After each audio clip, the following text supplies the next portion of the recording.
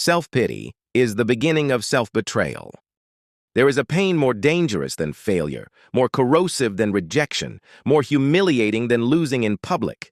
It is the moment you start feeling sorry for yourself for so long that you begin to abandon yourself in private. That is how self-pity works. It does not stab you all at once. It softens your discipline, weakens your standards, poisons your courage, and then, while you are busy explaining your pain, it quietly steals your future. Self-pity feels innocent in the beginning. It sounds like, "No one understands me." Why does this always happen to me? What is the point? Sometimes it hides in smaller, everyday sentences. I do not understand chemistry. I am not intelligent like other classmates. I am not beautiful enough to be bold. These may sound like harmless thoughts, but repeated often enough, they become private curses. They stop being passing frustrations and start becoming identity. And yes, pain is real. Confusion is real. Comparison is real. Insecurity is real. But when pain becomes your permanent language, it stops being a wound you carry and becomes a throne you sit on. That is the betrayal. Because self-pity does not just make you sad. It makes you passive. You stop acting, stop trying, stop correcting, stop building. You begin to wait for life to apologize before you move again. Listen carefully. The mind that keeps repeating its misery starts believing it is powerless. That is why your first weapon is this. Catch the script. The moment your mind says, "I am not intelligent enough. I will never understand this. Others have something I do not," interrupt it. Ask, is this the truth or just the voice of pain? Second, act before your mood agrees. Do not wait to feel strong. Stand up, open the chemistry book, read one page, ask one doubt, solve one problem, comb your hair, walk into class, lift your posture, speak one sentence clearly. One small action is often stronger than 1 hour of emotional drowning. Third, stop speaking to yourself like an enemy. Self-compassion is not weakness. It is disciplined mercy. Do not baby yourself, but do not brutalize yourself either. Speak with truth, not cruelty. Instead of saying, "I am stupid," say, "I am still learning."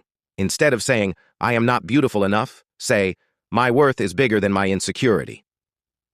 Fourth, do not feed rumination. The mind can turn one weakness into a whole identity if you replay it often enough. Set limits, write it down, name it, challenge it, then move. Fifth, repair the body that carries the mind. Sleep, walk, breathe, pray, sit in sunlight. Put distance between yourself and the endless noise of screens, because a tired body makes a tragic story feel even truer. And finally, break secrecy.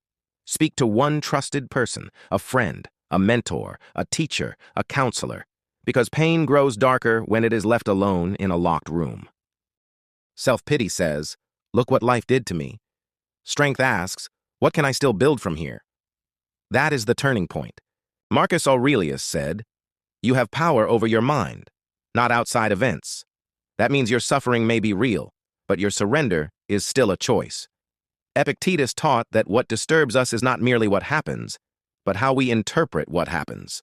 And that is why mastering the inner story is not decoration, it is survival. The wound that is worshipped will never become a scar.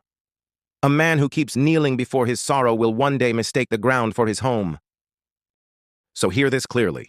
Self-pity is not tenderness. It is the first quiet agreement you make with your own decline. The day you keep repeating your pain without resisting it, you begin to betray your strength, your future, and your name. Feel the pain, yes, but do not build a house in it. Grieve, but do not kneel forever. Rest, but do not rot. Cry, but then rise. Because the greatest victory is not over the world, but over the voice inside you that whispers, "Stay down. You have suffered enough." No. Stand up. Interrupt the script. Move before the mood. Protect your mind. The one who defeats self-pity does not merely recover, they become dangerous to every force that once tried to bury them. Like, share, and subscribe to The Winning Mind if this message spoke to your soul.